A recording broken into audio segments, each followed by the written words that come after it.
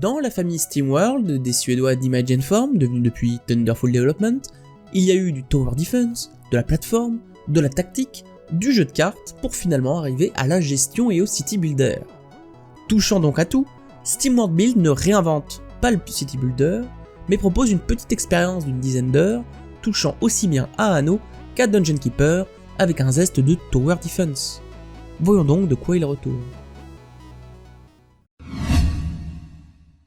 Dans un monde post-apocalyptique d'inspiration steampunk, des robots diversement rouillés tâchent de survivre dans diverses aventures dans la série SteamWorld.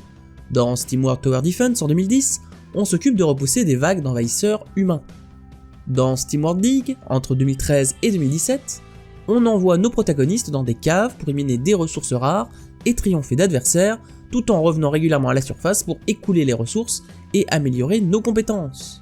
SteamWorld Heist en 2015 propose quant à lui un jeu de tactique au tour par tour en vue de côté, avec du tir par ricochet et de l'amélioration d'armes au fur et à mesure, avant le dernier opus SteamWorld sorti, SteamWorld Quest End of Gilgamesh en 2019, qui proposait lui un mix entre jeu de cartes et RPG au tour par tour.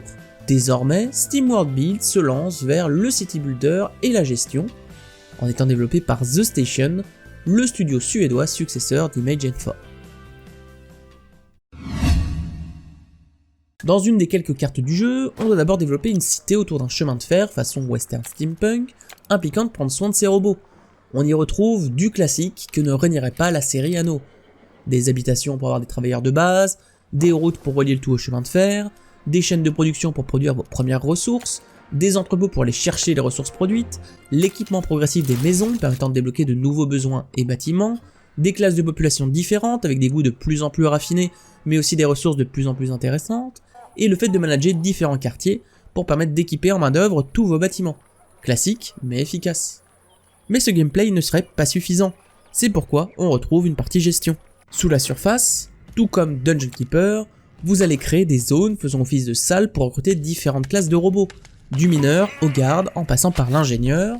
Vous allez creuser la pierre, mettre en place des ponts, trouver des ressources à exploiter qui serviront aux besoins des citoyens de la surface.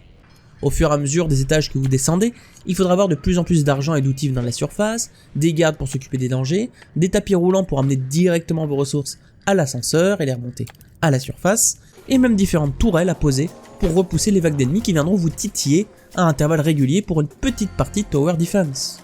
La force du titre, qui n'invente rien, va alors être de mêler les deux gameplays. La partie souterraine nourrit la partie de la surface, qui nourrit à nouveau la partie souterraine.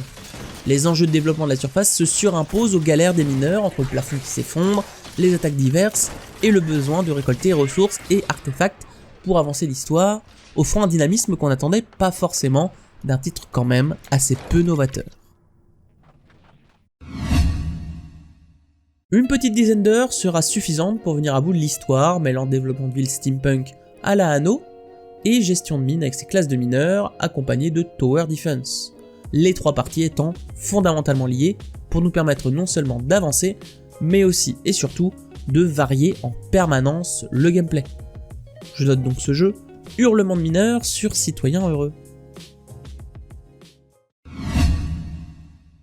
Je n'attendais pas grand chose de ce jeu, et pourtant il mêle avec brio City Builder, gestion et Tower Defense, faisant de sa courte expérience un bon moment, sans grande révolution, mais toujours avec sa direction artistique à base de robots steampunk qui fait le charme de la série SteamWorld depuis 2010. On a hâte de voir les prochains gameplays que proposeront les titres de la franchise.